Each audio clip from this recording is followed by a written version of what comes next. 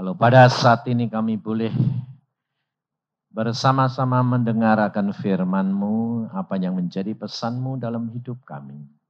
Supaya kemuliaan Tuhan boleh nyata di dalam kami. Terima kasih Bapak, dalam nama Tuhan Yesus karuniakan kepada kami roh pengertian. Supaya kami dapat mengerti, menangkap, dan melakukan dan mengalaminya. Dalam Tuhan Yesus kami percaya. Amin. Saudara-saudara yang kasih dalam Tuhan,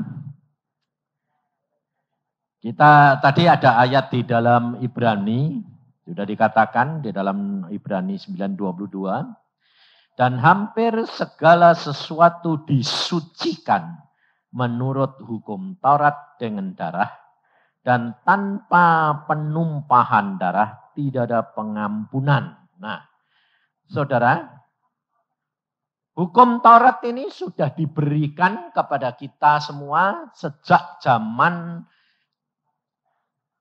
orang Israel. Lalu ternyata tidak ada orang yang bisa menggenapi hukum Taurat. Nah, hukum Taurat itu sebetulnya apa, saudara? Adalah peraturan-peraturan yang harus dilakukan oleh setiap manusia untuk menebus kesalahan dosa-dosanya. Maka dari itu sejak manusia tidak dapat membayar dengan perbuatan, digenapi oleh Yesus melalui perbuatan. Jadi Tuhan menggenapi hukum Taurat melalui perbuatan. Karena Allah menjelma menjadi manusia dan dia melakukan. Sehingga hukum Taurat itu dapat digenapi.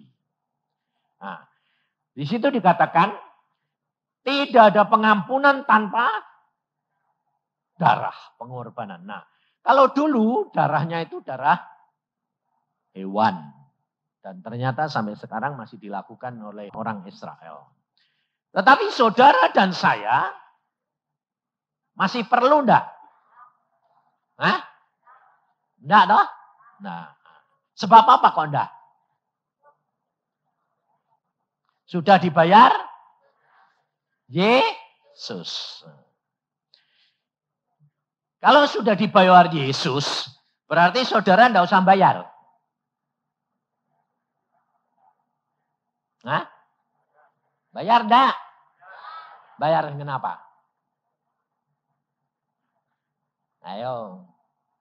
Makanya dari itu kita mesti baca Alkitab dan kita akan ngerti. Coba contohnya. Contohnya ini.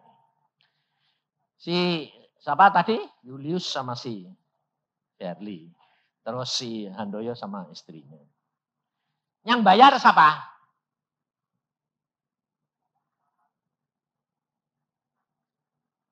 Hah? Salah satu. Yang bayar siapa tadi? Istrinya atau suaminya?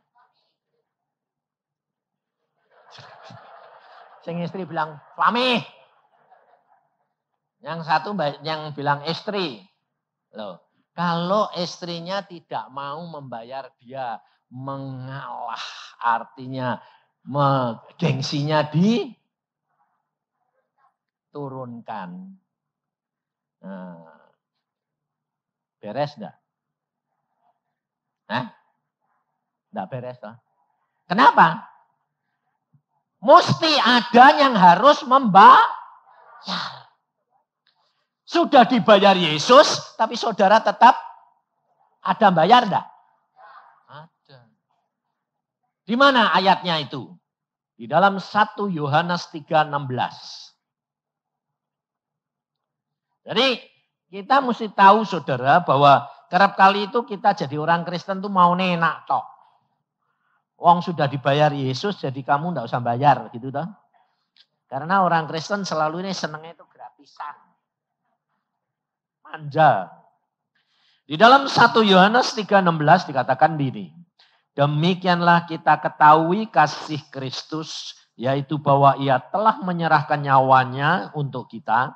Jadi kita pun wajib menyerahkan nyawa kita untuk saudara-saudara kita. Nah, jadi istri tadi gengsinya diturunkan sama enggak dengan menyerahkan nyawanya? Hah? Sama, saudara. Jadi kalau si istri itu tadi tidak mau nurunkan gengsi nih, enggak bakal beres. Tapi coba saudara perhatikan. Kalau zaman perjanjian lama, itu darahnya hewan. Jadi ada yang dikorbankan. Toh. Sekarang saudara dan saya sudah ditebus oleh Yesus, darah Yesus. Toh. Nah, demikian juga darahmu harus nebus apa? Saudara-saudaramu.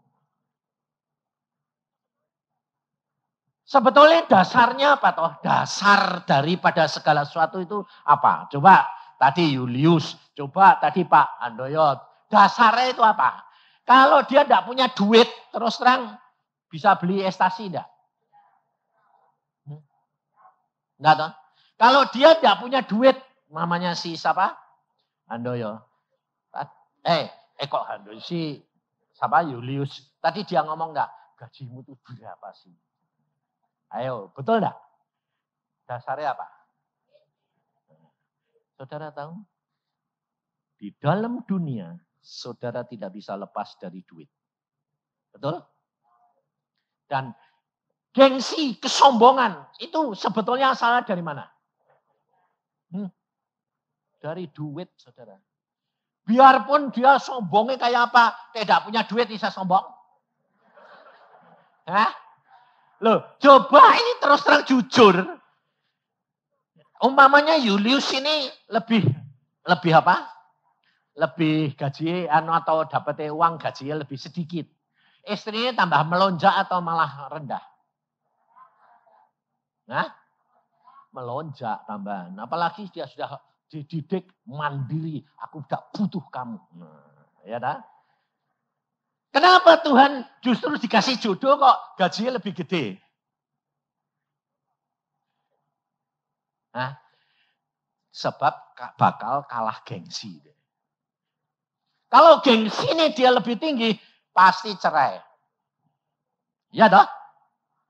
Sebab gak bakal suami mau dibuat kalah-kalan. Tidak mungkin. Mbok suaminya itu tidak bisa kerja, tidak mau dibuat kalah-kalahan. Karena sudah diciptakan jadi kepala. Mbok putar, tetap di atas lah. Maka dari itu saudara, kita harus menyadari dasar segala sesuatu itu karena apa? Karena ikatan kita sama duit. Mengapa orang Kristen itu kerap kali berkata begini, aku sudah jadi anak Tuhan, tapi usaha kok dikasih Tuhan kok pas-pasan. Tapi orang yang tidak percaya itu kok tambah sugih-sugih loh. Ayo terus terang, pernah ngomong gitu enggak? Ya? Ngomong enggak? Kenapa? Saudara itu tahu enggak kalau saudara ini anak-anak Tuhan, Tuhan itu maha kaya.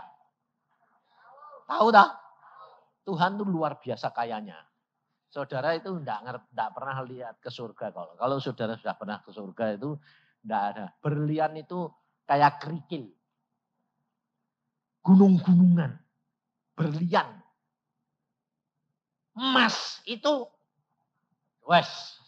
mau kempleng-kemplengan mau apa itu. Waduh, botolnya itu loh mas. Buat bikin rumah. Makanya pada waktu saya punya anak saya yang pengusaha. Jadi saudara dan saya kalau saudara itu jadi seorang businessman atau business girl. Itu bukan kebetulan. Saudara tahu. Itu pekerjaan, itu tugas yang Tuhan berikan kepada saudara sebagai seorang pengusaha. Dan ini saya alami. Saya dulunya seorang dokter, pengusaha toh. Lalu dipanggil Tuhan jadi hamba Tuhan. Dan Tuhan berkata, pada waktu kecil saya diundang untuk jadi hamba Tuhan. Pikiran saya kalau diundang jadi hamba Tuhan ya mesti sekolah Alkitab, jadi pendeta atau penginjil, begitu toh? Ternyata Tuhan bilang, enggak, kamu sekolah dokter. Aneh Pak. Aku bilang, loh Tuhan, aku mau suruh sekolah, jadi hamba Tuhan, sekolah dokter. Kamu kira pengusaha profesi dokter itu enggak hambaku? Oh salah. Demikian juga anak saya, Iin, perempuan, suruh sekolah ke Delft, jadi arsitek, master. Tapi ternyata setelah lulus jedet, lalu Tuhan bilang, enggak usah kerja. Lalu apa Tuhan? Jadi penginjil. Loh kok aneh, aku bilang. Lah kalau jadi penginjil ngapain suruh arsitek? Kalau aku harus jadi penginjil, jadi hamba Tuhan, kenapa harus jadi dokter? Tuhan bilang, supaya kamu ngerti bahwa apa yang aku tugaskan, itu yang kamu harus lakukan dengan benar. Jadi hamba Tuhan, businessman, saudara dan saya itu juga hamba Tuhan. Pekerjaanmu itu tugas dari Tuhan.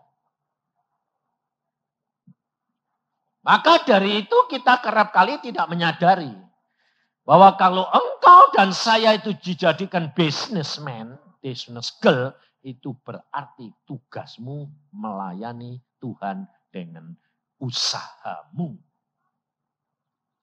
Engkau dan saya diberikan tanggung jawab pada pekerjaanmu itu.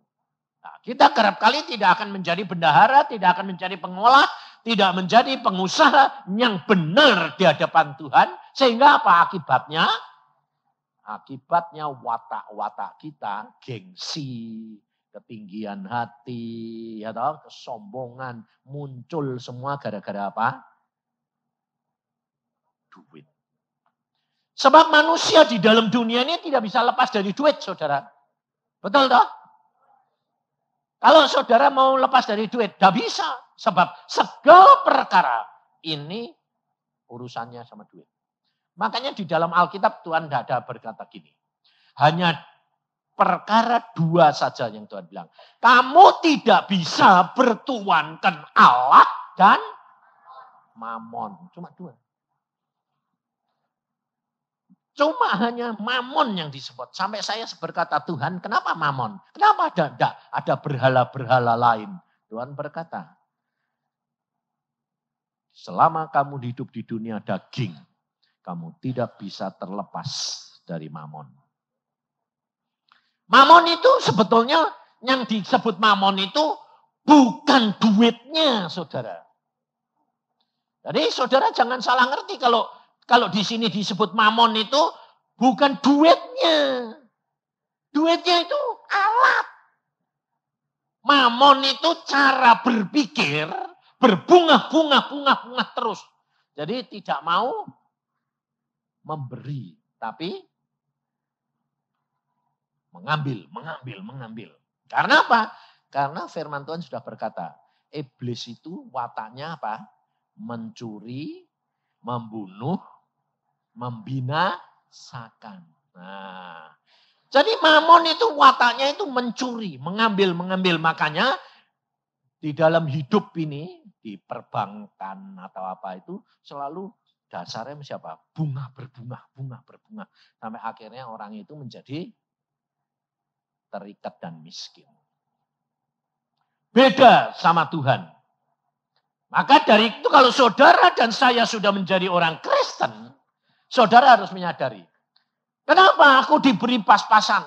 Kenapa orang lain yang tidak kenal Tuhan itu kok malah diberkati seolah-olah? Sebetulnya Tuhan itu adil, saudara. Setiap saudara itu punya jatah. Jatah menjadi orang kaya, jatah menjadi orang yang pas-pasan, jatah menjadi orang yang cukup, itu semua pribadi itu saudara punya. Sejak saudara dilahirkan, saudara dan saya itu punya garis yang sudah ditetapkan oleh kelahiran saudara. Jadi kamu orang percaya, tidak percaya sama. Nah, tapi mengapa orang yang tidak percaya itu kok keberkatan? Nah, kalau dia memang sudah digariskan kaya, tetap jadi kaya. Bahkan bisa lebih, sebabnya apa? Bukan diberkati. Sebetulnya itu dia punya jatah gede, tapi karena dia tanya sama suhu, lalu dikasih tahu garis-garisnya, terus kemudian bisa menjadi tambah kaya. Pas jalane. Nah. Tapi lucunya orang Kristen punya jatah gede, tapi kadang-kadang nggak bisa nikmati gede. Malah dikasih pas-pasan. Kenapa? Satu, nggak tahu jalannya. Kedua, apa? Wataknya belum diubah. Kalau ditambah gede jadi sombong. Kalau sombong masuk surga atau neraka? Neraka. Jadi pantesan dibuat pas-pasan dulu. Jadi pantesan dibuat begini. Apa gunanya kamu dapat seluruh dunia ini, tapi jiwamu binasa. Nah, ini kerap kali orang Kristen tidak bisa ngerti, saudara. Karena apa? Karena tidak menghargai jiwanya sendiri. Jiwanya sama hartanya kerap kali sayang harta. Yang menyebabkan saudara tahu semua penghalang berkat itu apa? Saudara dan saya tidak lepas dari ikatan cara berpikir tentang harta. Lihat di dalam di dalam Lukas 16. Karena urusan harta ini, saudara, ini rumah tangga kocar-kacir juga karena harta. Semua sebetulnya karena mamon penyebabnya. Di dalam Lukas pasal yang ke-16 ayat yang ke-10. Perhatikan di sini katakan. Barang siapa setia dalam perkara-perkara kecil, ia setia juga dalam perkara-perkara besar. Dan barang siapa tidak benar dalam perkara-perkara kecil, ia tidak benar juga dalam perkara-perkara besar. Jadi, jikalau kamu tidak setia dalam hal mamon yang tidak jujur, perhatikan saudara. Jikalau engkau tidak setia dalam hal mamon yang tidak jujur, siapakah yang akan mempercayakan kepadamu harta yang sesungguhnya? Dan jikalau kamu tidak setia dalam harta orang lain, siapakah yang akan menyerahkan hartamu sendiri kepadamu? Aneh toh?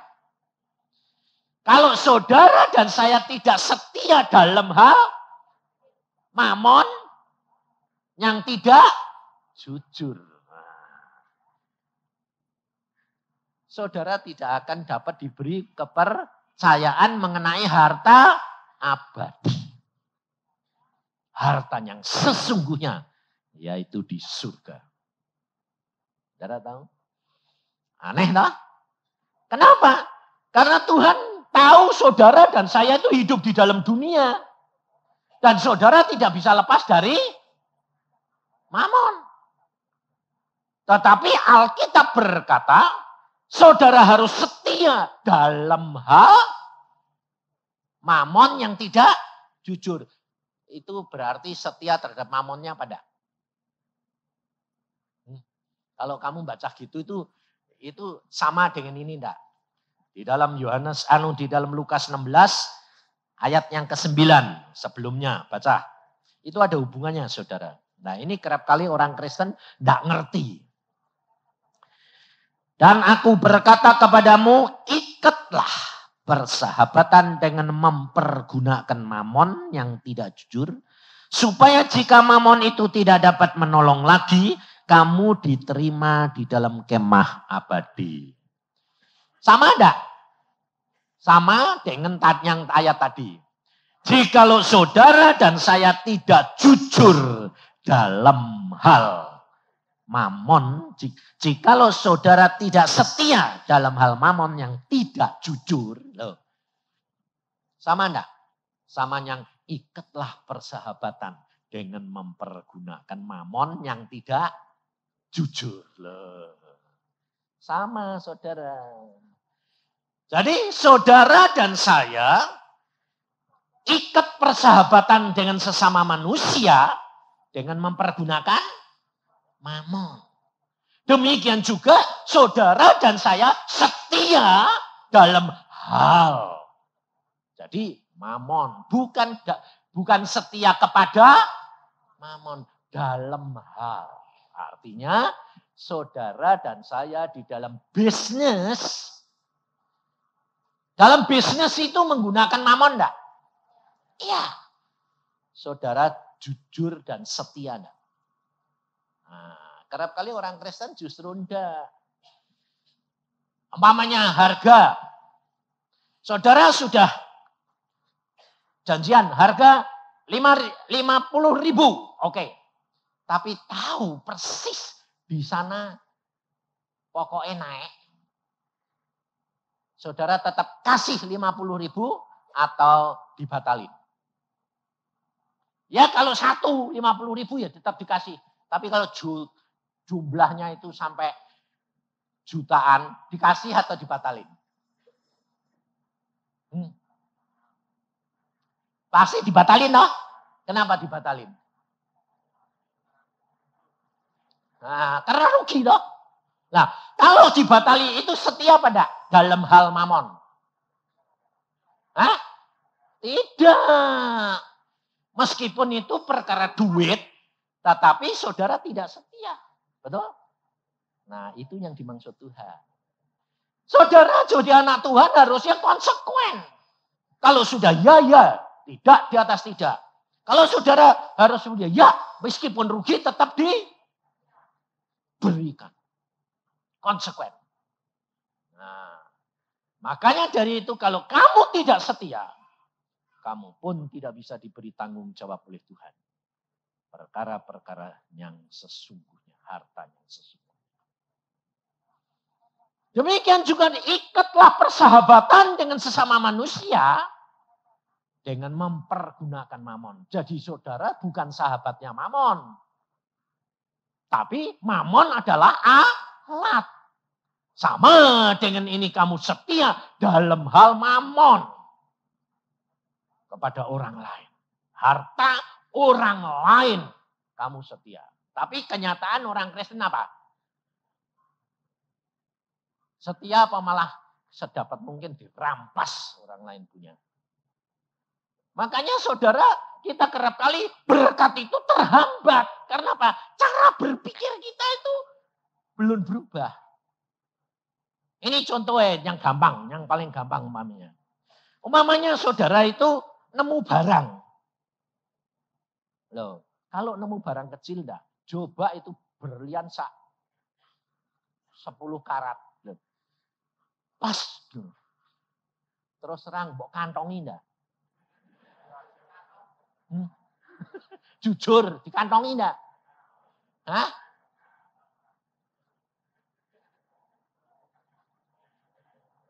Kalau di mbok kantongi itu kamu setia enggak? Ngerti toh? Lah Tuhan itu kerap kali begitu saudara. Kerap kali saudara itu diuji, diberikan berkat gede. Tapi ternyata saudara belum bisa berubah menjadi pelaku firman. Makanya tidak dikasih yang gede. Makanya selalu dikasihnya apa? Pas-pasan. Karena Tuhan sayang kepada saudara dan saya. Ini pengalaman saya sendiri terus terang. Bapakku itu dulu waktu saya masih SMP, SMA itu tahun 60-an itu kaya raya. Tapi dia megang duitnya itu kenceng. Sebab hasil usaha dia uangnya itu banyak. Loh, ini jujur, saya tidak bohong. Lemari besi, lemari di kamar papa saya itu isinya duit toh. Bukan pakaian. Saking banyaknya, waktu tahun 60-an itu bangan belum banyak. Seperti sekarang. Duit di rumah sampai saya bilang, wih ini buka loh, kok cari pakaian, kok duit semua. Tapi dikunci semua. Jadi papa tuh kalau bawa kunci itu, enggak satu, rentet. Nah, Saya kerap kali sama ibu saya itu, karena papa itu ikatannya terlalu kuat, mama itu paling seneng berlian. Jadi dua-dua itu satu setel. Yang satu duit, yang satu berlian. Nah, jadi kalau mama itu minta duit, gak pernah dikasih. Maka jalan satu-satunya, kalau dia mandi, papa, pas kuncinya ketinggalan, yalah, saya pasti dipanggil. Papa masuk mandi, papa mama sudah tahu mandinya berapa menitan, sudah pinter, sudah ahli. Jadi dia tahu, dia bilang, sini, apa? Cepat ambil dus. Aku tuh gak ngerti, saudara. Dus, yang gede. Wah, cari dus di mana, Mas? Sudah loh, cepat. Dus roti apa aja? Tak cari ke dus tak masukin. Kok cuma segini? Lu buat apa? Diem toh.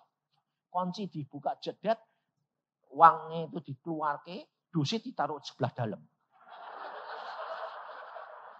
Setelah diisi dus, uangnya di depannya ditata lagi. Lalu uangnya masuk ke sama dia, masuk ke simpan di kamar lain. Loh, aku bilang, loh mah, gitu itu kan nyuri toh mah. Bapakmu kalau enggak digituin, enggak bisa duit, enggak bisa keluar. Nah, saudara tahu?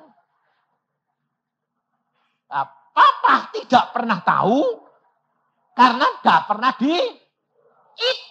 Duitnya kebanyakan. Nah, mama sudah ngerti persis lemari-lemari mana yang enggak pernah dibuka. Jadi itu pasti enggak pernah dihitung. Karena enggak pernah diambil. Yang diambil mesti yang ini, yang ini, yang ini. Saudara tahu? Dan setiap kali taunya apa? Satu saat taunya apa? Duit itu mati. Zaman Jepang mati, ganti toh. Zaman apa tuh RI ganti lagi. Saya itu membakari duit 3 kali. Yang namanya bakar duit itu keranjangan. Karena apa? Lah, suka duit itu setengah mati. Wah, akhirnya dari kesukaan itu merambat kepada gengsi, kepada ketamaan, sebab orang tambah kaya tambah tamak. Tidak pernah bisa berhenti. Percaya enggak? Akhirnya pada waktu saya SMA saya katakan gini, Pak, Tuhan mengingatkan saya. Papa harus memberi perpuluhan. Dia bilang apa? Perpuluhan itu zaman kuno. Jadi zaman perjanjian baru tidak ada perpuluhan. Saya bilang ada. Kamu ini anak dari kemarin sore mau ngajar bapakmu yang ahli Alkitab. Saudara tahu? Tapi tetap tertutup. Dia tidak mau. Akhirnya satu saat Tuhan ngomong sama saya.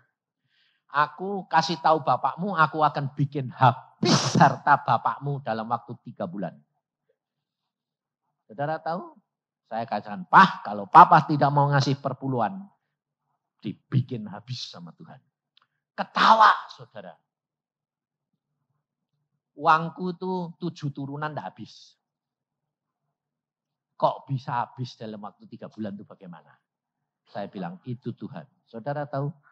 Dia tidak tahu ada peraturan di kecamatan. Semua langganan dia, uangnya papa dibawa pulang ke RRC. Nah, ya, truk-trukan, kapal-kapalan. Bawa barangnya semua diangkut sana. Lalu dia mengirim barang dari Jepara ke Sumatera, kapalnya semua tenggelam. Belum pernah terjadi. Setiap kapal yang dikirim tenggelam. Habis dalam waktu 3 bulan ludes. Saudara tahu? Kalau Tuhan mau memberkati bisa. Tapi Tuhan mau mengambil bisa. Saudara tahu. Maka dari itu saudara, engkau rumah tanggamu dapat damai sejahtera. Kamu dapat menikmati keberkat Tuhan damai sejahtera. Kalau engkau dan saya setia dalam perkara yang kecil. Alkitab yang ngomong bukan saya. Nah, perkara yang kecil itu apa? Segala sesuatu dimulai dari diri kita sendiri. Rumah tangga. Karena Tuhan sudah berkata, di mana 2 atau 3 orang berkumpul dalam namaku, maka Tuhan hadir. Makanya keberhasilan daripada rumah tangga Julius tadi apa? Bergantung kepada Tuhan. Kalau saudara tidak bergantung pada Tuhan, saudara pasti mengalami kekacauan dan berantakan. Saya dulu itu bekas mata duitan, saudara. Super mata duit. Ini istri saya tanya, luar biasa saya. Kikir. Turunannya bapake. Tapi tambah kaya, tambah kikir. Tapi satu saat Tuhan bilang, kamu bertobat, bapakmu sudah tak ajar. Kamu lihat, oh iya, kamu mau enggak? Enggak, ya sudah, lepasin. Dan benar saudara, saya dibikin habis sama Tuhan. Makan dari hari ke hari, setahun sama istri saya. Nah, setelah sudah diberkati lagi, saya sudah bertobat. Tapi embel-embelnya itu masih. Pada waktu Iin Tuhan berkata, kirim anakmu ke Delft, Belanda, sekolah di sana. Ya. Nah, sebagai seorang bapak, karena takut anaknya nanti kalau kekurangan. Nah, biasanya kalau saya dapat berkat banyak, dikirimlah buat persiapan. Betul ya? Jadi tak siapin 5 bulan. 5 bulan kebutuhan itu tak siapin dalam bank dia. Saudara tahu? Ternyata Tuhan tidak mau. Kenapa? Karena kalau kamu dikasih banyak, pada waktu itu loh ya, beda lagi sama sekarang. Dikasih banyak begitu, karena pikiranmu akan terikat lagi sama duit. Saudara tahu, saya sudah senang karena sudah 5 bulan tidak usah ngirim toh. Saudara tahu apa anak itu? Anak itu sudah dari kecil berjalan dengan Tuhan. Dia lihat temannya sekolah tidak bisa bayar sekolah. Papahnya bangkrut. Dia mau diusir. Dia berdoa. Tuhan bilang, kamu kan punya simpenan. Bayangin saudara. Tidak ngomong sama saya, simpenannya dikasihin. Dibuat biayain teman-temannya. Wah, setelah 2 bulan dia telepon saya. Papa kok tidak ngirim duit? Saya bilang kaget dong. Loh, duit sudah saya sediain kamu 5 bulan paling sedikit. Baru 2 bulan kok sudah habis. Lah Tuhan suruh apa? Nah, biayai teman-teman yang tidak bisa sekolah itu. Yang biayai itu kamu Pak Bapak ya.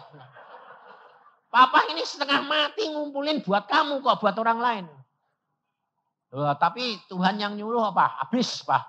Loh, lah terus nih. Ya Papa kirim lagi. Lah tidak ada. Nah di situ saudara, saya tahu.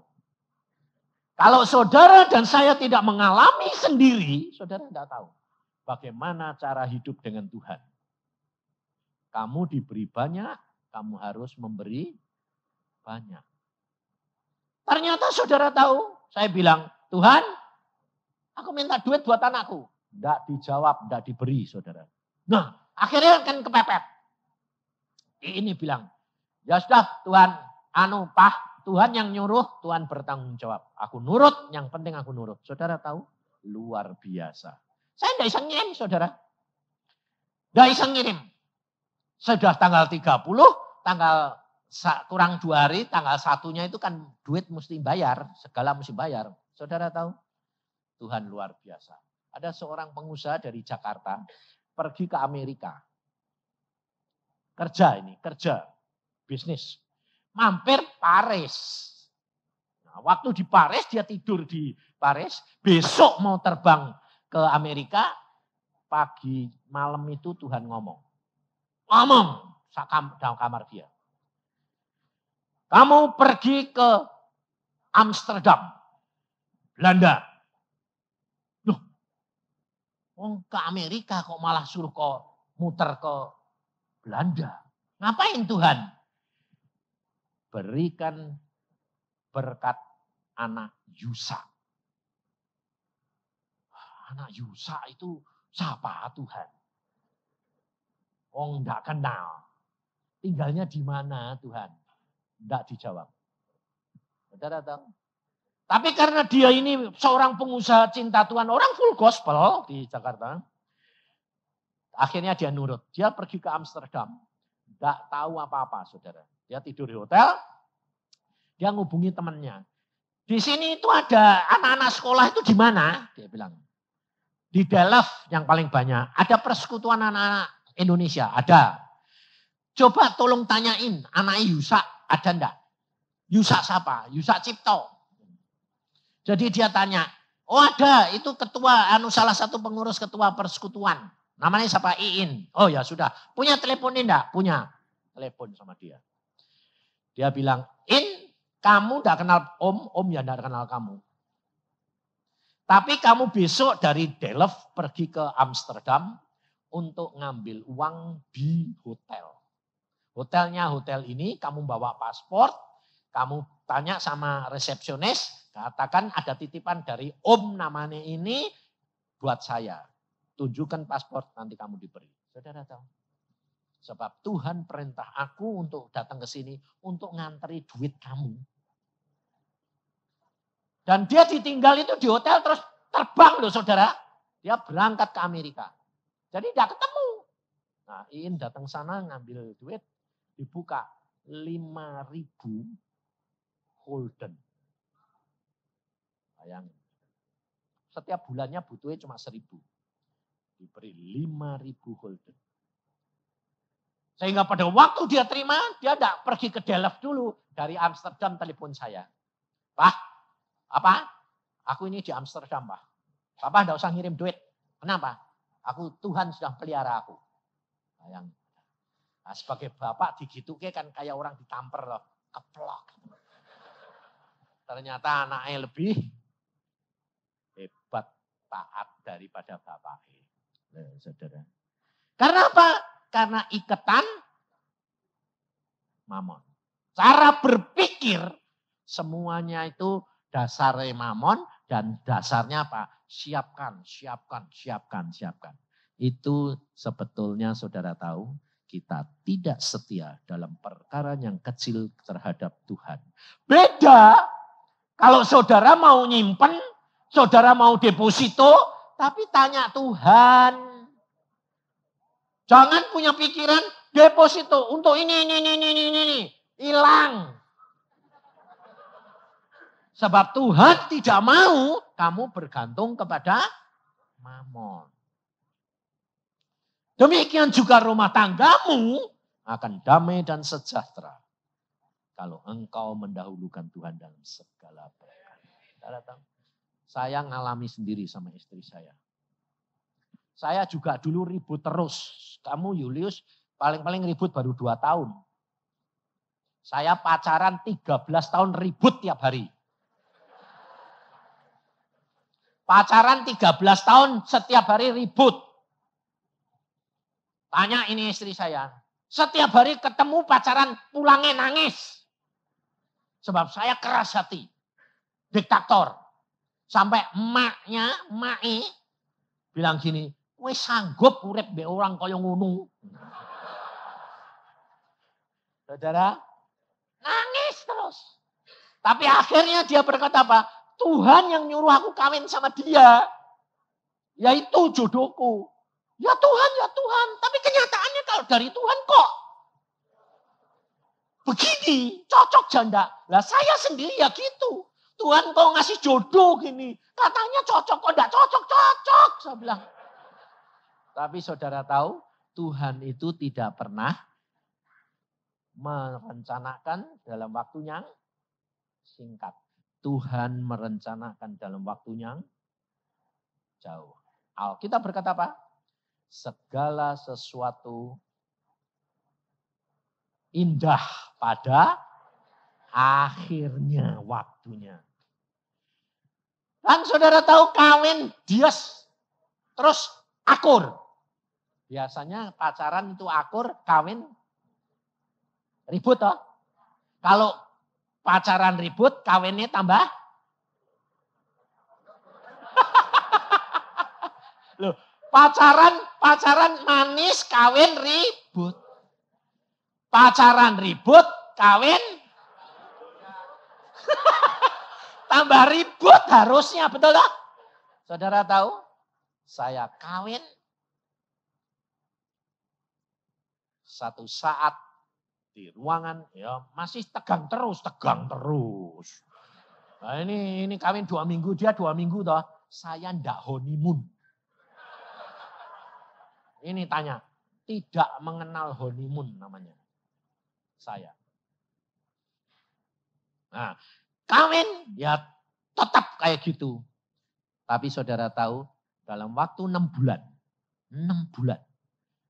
Tuhan datang. Dalam satu ruangan dia berkata ini, mulai hari ini kamu mempunyai kasih. Mulai hari ini jam 1 siang kamu mempunyai kasih. Saya bilang, apa itu kasih? Jadi jangan kira bahwa saya tuh sudah dengar suara Tuhan, kenal Tuhan, sudah jadi guru sekolah minggu, sudah khotbah, ketua pemuda, kenal kasih. Enggak. Melakukan pekerjaan Tuhan, ya. Tapi mengenal kasih, ngalami kasih, enggak. Hari ini kamu punya kasih. Apa? Saya bilang. Kamu lihat, kamu terhadap pohon saja kamu sayang. Dan mulai hari ini kamu sayang terhadap istri. Saudara tahu? Baru hari itu saya bisa merasakan ngerti seorang istri. Hati seorang istri. Maunya seorang istri itu baru tahu, saudara. Dulunya, kamu mesti ngerti. Aku enggak usah ngerti kamu. Itu gengsi, saudara. Sebab biasanya suami-suami itu selalu nuntut gitu toh. Selalu nuntutnya kan istri harus lebih tahu toh. Sebabnya apa? Penolong. Penolong itu sebetulnya lebih pintar atau lebih bodoh toh. Nah, jadi suami-suami itu harus tahu. Kalau kamu ini bodoh jadi dikasih penolong. Tapi suami-suami ini tidak terasa kalau dirinya keminter. Padahal yang pinter itu sebetulnya penolongnya. Makanya perempuan laki-laki yang tidak dikasih jodoh ini sudah pinter. Jadi tidak perlu Nah sebaliknya perempuan-perempuan yang tidak kawin, tidak perlu yang ditolong. Karena dia sendiri kalau nolong malah kepentung. Maka dari itu saudara, hidup kekristenan itu luar biasa. Sejak itu saudara, saya bisa mengasihi dia. Tapi kalau sudah mengasihi gitu tuh langsung ujian. Makanya kalau saudara itu nanti dapat firman atau dapat karunia anugerah kekasih atau kerendahan hati atau langsung dapat ujian saudara. Jadi jangan kaget. Demikian jam 1 saya dapat, jam 3 dapat datang ujian. Ujiannya apa? Saya tanya istri saya, yang kamu kepengen apa sih yang? Langsung ngomongnya bilang, sedengandung 2 bulan, terus 3 bulan, terus dia bilang gini, aku kok kepengen bakso. Aku bilang, oh ya enggak apa-apa tuh bakso di mana-mana ada, betul lah. Oh tapi enggak, bakso ini mesti yang dikeliteren. Jaraknya 3 kilo. Oh ya enggak apa-apa, kan ada motor, ada mobil. Enggak apa-apa, aku bilang. Tapi enggak mau pakai mobil. Dia naik motor. Enggak mau naik motor. Terus naiknya sepeda. Loh, naik sepeda kalau dia nyepeda dewek? Enggak. Mintanya dibonceng. Waduh, mateng aku. Nah, saya ini namanya enggak pernah, saudara. Bonceng orang ngandung 3 bulan, 3 kilo. Jalani nanjak lagi. Lah aku bilang, loh yang kesana nanti ya lapar lagi. Sampai sana makan, balik nih lapar lagi. Dia bilang apa? Lah sing kepengen ini bukan aku kok anaknya. Duh mateng aku. Lah padahal saya dulu tuh sudah ngomong sama dia. Kita kawin tapi jangan punya anak. Sebab kalau punya anak, ngerusui. Sebab punya anak itu repot, betul tak? Loh, sebabnya apa saudara? Setiap laki-laki kerap kali itu terhadap istrinya, dia tidak mau kalah sama anaknya. Jujur, kalau istri-istri sedang ngandung, nanti kan suami-suami banyak ngambek. Terus terang, kalau enggak ngambek, mesti menceng-menceng. Menceng-mencengnya suami itu selalu pada saat istri ngandung. Kenapa? Enggak mau kalah sama anaknya. Ngerti saudara? Hati-hati. Makanya Julius, hati-hati kamu. Sebabnya sudah punya dasar apa itu? Mau menceng-menceng. Dan itu saya dulu ya tukang menceng. Makanya saya tahu persis. Nah, saudara tahu? Tapi hari itu saya bonceng dia. Sana saya bilang, oke lah. Lalu saya bilang matanya bunder. Dia bilang, apa? Oke, sejak kapan kamu bisa oke? Baru tadi siang. Karena itu memberikan apa yang kamu punya. Ditebus dengan darah. Harga nyawa, saudara tahu. Karena Alkitab sudah berkata, kalau Yesus sudah mati buat kamu, kamu pun harus mati untuk saudaramu. Lalu yang digotong saudaramu yang mana? Yang belum mengenal Tuhan Yesus. Kalau nanti dia sudah bertobat, salib dia digotong Yesus. Karena Yesus menggotong dosa isi dunia. Nah, kalau dikatakan Yesus itu gotong menebus dosa isi dunia, yang ditebus itu orang yang percaya atau yang tidak percaya? Ingat, isi dunia, Yesus itu menebus dengan darahnya mendapatkan jatah untuk seluruh isi dunia. Tapi yang tertebus hanya orang yang percaya. Yang tidak percaya tidak bisa tertebus. Contohnya kayak saudara dikasih makan itu. Untuk orang berapa? 10. Yang makan 10 orang pada? Enggak toh? Yang enggak nikmati makanan yang itu enggak? Enggak. Sama dengan Yesus menebus itu untuk seluruh dunia. Tapi yang tidak mau ngambil, tidak percaya, dia tidak bisa menikmati penebusan Yesus. Nah, saudara, ayat Alkitab berkata, satu orang diselamatkan, isi keluarga diselamatkan. Jadi, kalau ada keluargamu yang belum percaya, yang gotong harus apa? Saudara. Bukan Yesus. Saudara gotong, doakan dia, dan saudara berkorban untuk dia, layani dia, kasihi dia, dia bisa bertobat. Ini satu contoh yang baik, ya tak? Andoyo suami istri, loh. Coba tidak ada istrinya, yang bawa dia bertobat siapa? Dia ingat, Pak bertobat, tidak mau. Copot satu, bertobat Pak. Ya sudah, timbang dua-dua hilang mati gue. Si ketulungan deh nenek, hilang copot satu deh. Langsung sadar. Biasanya Tuhan tuh gitu saudara. Kalau kamu dicopot tidak mau, copot meneh. Karena apa? Karena sebetulnya itu doa siapa? Doa istri. Makanya kalau doa buat suami-suami itu jangan gini saudara. Kasihani dong Tuhan gini. Tuh gini. Tuhan proses suamiku. Yang penting sebab suami-suami itu gengsinya kegedean. Susah saudara. Tapi kalau saudara serahkan Yesus, Yesus yang proses. Dan Yesus yang tahu caranya yang paling bagus. Betul tak? Hah? Makanya ada suami yang 2 kali setengah mati. Akhirnya istrinya ngomong sama saya gini. Pak, suamiku nakal banget sih Pak. Nah, kenapa enggak kamu pageri aja? Pageri pakai apa Pak? Pakai kawat duri sekalian. Jadi dia keluar kecocok, bonyok. Loh ya kasihan toh Pak. Kan nanti bonyok semua. Ya Tuhan lebih tahu kok. Saya bilang gitu. Saya tuh kadang-kadang kalau konseling tuh ngomongin nyeplos saenake. Tapi sebetulnya itu Tuhan saudara. Dan ternyata ini betul kejadian. Ini orang Surabaya saudara. Pageri.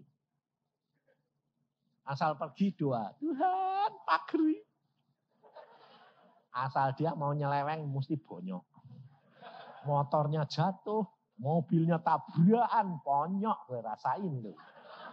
Tapi saya pesen sama istrinya gini, kalau pulang jangan dimarahi, jangan ditegur, sebab nanti tambah repot. Kalau pulang dilayani dengan kasih sayang. Jadi pulang tahu toh bahwa ini nakal toh, pura-pura enggak tahu dulu, enggak apa-apa. Kenapa Pak? Jatuh, enggak apa-apa dirawat Pak. Akhirnya bertobat saudara, si suami.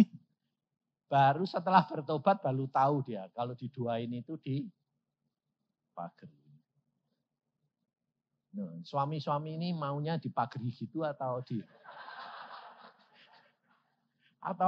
lebih baik bertobat. Saudara tahu hidup dengan Yesus itu luar biasa. Perhatikan saya sama istri saya.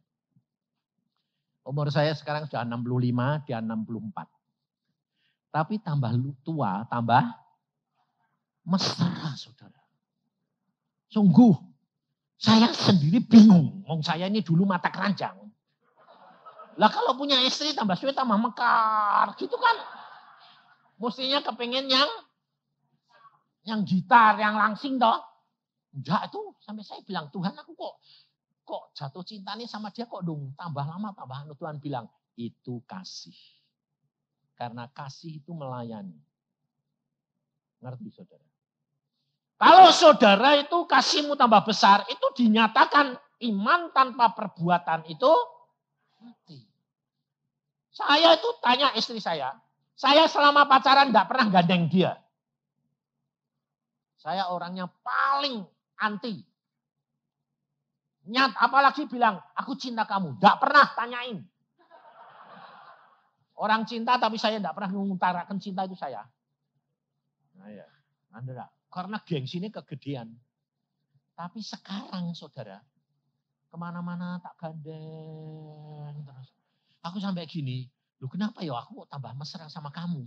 Ah ya Tuhan tuh luar biasa. Aku dulu kan sudah berkorban banyak buat kamu. Wah. 13 tahun air mata, sembayang terus. Akhirnya Tuhan balas, saudara. Allah adalah pembelaku.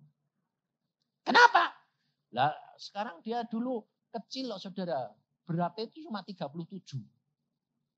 Tambah lama mekar terus. Selama 34 tahun, mekar jadi 73. Nah, sekarang sudah gedut. Aku kan takut jatuh kan rugi aku. Jadi tak gandeng terus ya gini. Karena tambah sayang. Loh, saudara. Dulu enggak pernah dia berani. Kalau umpamanya dia sakit gitu. Kalau kadang-kadang saudara ini rahasia tapi ini baik. Saya pada waktu di Australia saudara. Saya ini sudah ngantuk, sudah tidur dulu. Sudah di tempat tidur sudah ngantuk. Tahu-tahu itu dia belum tidur, baca Alkitab, kemudian masuk ke tempat tidur, dia bilang, aduh yang ketinggalan. Padahal kakiku sakit ini. Ketinggalan apa? Counterpane. Tak pikir ketinggalan di Indonesia atau di Sydney. Aku ini, loh, gak mau bawa? Tak bawa. Tapi ketinggalan di mana? Di meja. Aku bilang, loh aku tidur, kamu bangun kok tinggalin di meja, kok enggak mau ambil. Lalu aku bilang, kalau dulu saya nggak marah. Saudara. Tapi sekarang saya tahu, maksudnya tolong ambilin. Terus saya bangun, saya ambilin. Dulu enggak pernah saya. Loh, Aku bilang, yang kue itu kok nakal ini ya. Lah wong ya wong, aku sudah tidur, kamu baru masuk tidur, ketinggalan kok, aduh. Lah, ya dia bilang, aku kan gak bangunin kamu toh ya. Ya udah bangunin, tapi kan kita ngerti. Kalau dia bilang, aduh ketinggalan, lah aku kan kaget, aduh ada apa, tapi wong tak sayang-sayang jangan jatuh, ya toh. Ketinggalan apa? Counterpan yang di mana? Tak pikir di Sydney atau di mana? Di meja. Ah, kamu nih, aduh. Lalu kalau saya tidak mau ngambil, kan dia bilang, kalau tidak mau ya tidak apa-apa. Loh, kalau tidak mau tidak apa-apa. Saudara tahu? Tapi itu kan perkara kecil lah. Iya dah. Kalau saya tidak mengerti dia, saya ambilin enggak? Tuhan berkata apa? Kalau kasih itu, kalau kamu setia dalam perkara yang kecil, kamu akan diberi tanggung jawab yang hubungan saudara sama Yesus sama. Kerap kali Tuhan Yesus itu tidak ngomong ini. Enggak. Tuhan cuma bilang, menurut kamu bagaimana? Nah, gitu saudara. Saya kerap kali itu kalau dapat berkat, selalu bilang saya, Tuhan ini untuk siapa? Tapi Tuhan tahu hati saya. Kadang-kadang hati saya masih sudah kepengen. Tuhan bilang, banyak ya. Digituin. Enggak bilang, bukan buat kamu. Enggak. Tapi saya bilang, Tuhan ini berkat buat saya. Buat siapa? Terus dalam hati saya sudah ada kepengen. Tuhan jawabnya begini. Banyak ya Yusa. Mah mateng aku. Kalau dia sudah bilang, banyak ya Yusa. Ngerti aku maksudnya. Pasti bukan untuk saya. Karena apa saudara?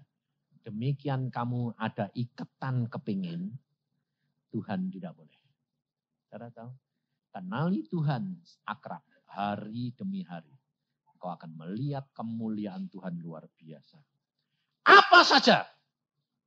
Sebab saya kalau sama Tuhan itu akrab sampai begini saudara. Waktu anak saya itu kesulitan, pengusaha, yang kecil ini pengusaha. Lalu dia beli tanah seharga 1,3 miliar. Kemudian sudah dibayar 1 miliar, kurang 280 juta. Tetapi dia sudah berdoa, Pak aku sudah berdoa Pak, ini kok tidak dikasih duit Pak. Lah aku mau pinjam, enggak ada Pak. Nah, terus kapan bayarmu? Besok. Itu sudah sore jam 3 saudara, jam 2. Aku bilang, lah kok kamu mepet-mepet? Loh aku sudah sembahyang terus. Kamu sudah berdoa? Sudah, enggak dijawab Pak. Tolong dong Pak, doa. Ya namanya anak saudara. Saya doa. Saya masuk, ya wes tak bantu doa. Tuhan, aku bilang, ini jam 3 saya sembahyang, sore. Tuhan, kalau aku kaya, anakku butuh 280 juta ya kecil. Itu 98 loh saudara. 98 Februari. Saya masih ingat karena apa? Saya ikut dapat bagian. Terus saya bilang, Tuhan aku kaya ya kecil. Tapi aku tidak punya. Tapi gini Tuhan, aku ini bapak, dia anak. Seperti engkau ini bapak. Nek anakmu susah kan kue ya, ada enak toh Tuhan wong anak. Ya dah. Lah ya toh, aku bilang gitu, terus aku bilang, Tuhan, pada waktu aku ke surga, aku lihat itu semuanya emas brilian loh Tuhan. Terutama jalanan itu emas murni. Kalau engkau mau sebetulnya gampang kok Tuhan. Kerikile we tendangan. Loh, saudara, kerikil jalanan. Loh, saudara enggak pernah sembahyang gitu tak? Enggak berani karena enggak kenal. Ada aku kenal loh. Aku bilang, kerikile we Tuhan, masih murni, tendangnya, leboke kantongku. Saya yakin cukup Tuhan. Saudara tahu jam 4 saya selesai sembahyang, telepon berdiri. Pak, cari Pak Yusa. Ya saya baru dari bank. Jam berapa? Jam 4 kok dari bank. Jam 3 tepat saya bank belum tutup. Pas saya datang. Saya masukkan uang untuk account kamu. 400 juta. Orang itu bukan saudara, orang itu bukan saya layani. Tapi dia anak Tuhan yang peka. Saya kaget. Saya bilang gini, berapa? 400 juta. Buat apa duit segitu? Loh, padahal saya baru sembahyang. Lupa. Lalu saya bilang, sebentar saya mau sembahyang. Saya masih megang telepon, saya sembahyang. Tuhan, duit segitu itu buat apa? Tuhan ngomongnya gini, baru suruh nendang kerikile. Tak tendang sungguhan gue bingung. Loh, buat tendang sungguhan. Loh, kamu tadi sembahyang sungguhan apa mainan? Sungguhan. Lah ya aku ya sungguhan tak tendang. Saudara tahu 400 juta. Cash. Langsung saya berdoa gini. Lah ini buat apa semua? 40 juta buat hamba-hamba Tuhan. 280 juta berikan anakmu. 80 juta buat kamu. Aku 80 juta buat apa? Kamu kan punya uang 10 juta. Punya. Jadi punya 90 toh. Nah, bawa mobil galonmu yang 93. Tukarin yang paling baru 98. Bayangin. Saya beli galon baru 150 juta. Saudara tahu? Tuhan, saya waduh Tuhan kok sayangnya kayak gitu. Loh, makanya kalau kamu dekat kepadaku, apa saja yang kamu minta, aku berikan. Keluar saudara, keluar dengan hati sukacita toh. Anak saya keluar. Piye Pak? Berapa sih kue butuh? 280. Kecil. Dia bilang, "Kumo wae papa ini." Wong aku iki deg-degan kok, Pak. Besok cekku cair. Ya enggak apa-apa toh, besok ya besok. Tuhan tidak pernah terlambat, Tuhan tidak pernah tergesa-gesa. Loh, kenapa? Besok datang sama papa ke bank.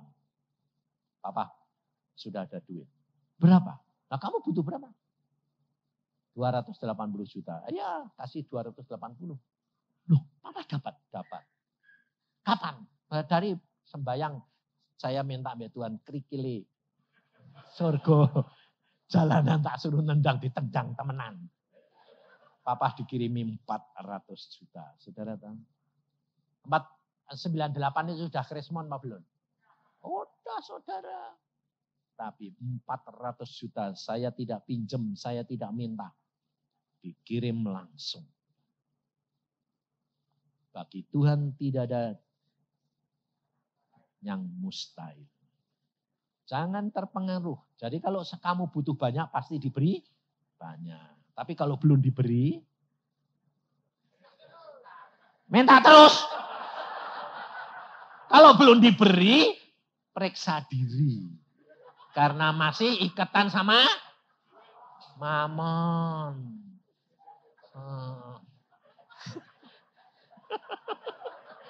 Minta terus. Makanya itu loh saudara. Kalau dia bilang, kalau belum diberi, minta terus. Saya tanya. Saudara kalau orang yang minta terus, dapatnya berapa? Cepet. Karena minta. Tapi kalau anakmu minta atau minta? Minta. Masa ada anak bilang gini, "Ma, kasihani dong, Ma." Ada enggak? Enggak ada toh. Tapi kamu kalau sembahyang sama Tuhan gitu enggak? Ayo jujur. Ayo benar lah. Tuhan kasihani aku orang dosa. Tolong Tuhan. Sama, betul enggak? Saya sembahyang gitu enggak? Hah? Betul enggak? Nah, makanya dapatnya berapa? Soalnya saudara itu bukan anaknya. Tapi peminta. Oke sembahyang. Tuhan di surga kasihani dong aku orang dosa. Saya enggak kok. Saya kalau sembahyang bilang, Tuhan kalau aku kamu kaya, aku hambamu butuh Tuhan. Loh, anakmu kalau minta, Kan megangi bajumu toh. Mama, duitnya mama. Kan gak minta-minta. Maka dari itu saudara, kamu harus bergaul erat dengan Tuhan, engkau akan mengenal. Saya ngalami. 2 anak saya menjadi hamba Tuhan, 1 jadi pengusaha. Dan Tuhan berkati. Karena bagi Tuhan tidak ada barang yang mustahil. Maka dari itu saudara, hiduplah dekat dengan Tuhan. Amin. Mari kita berdoa.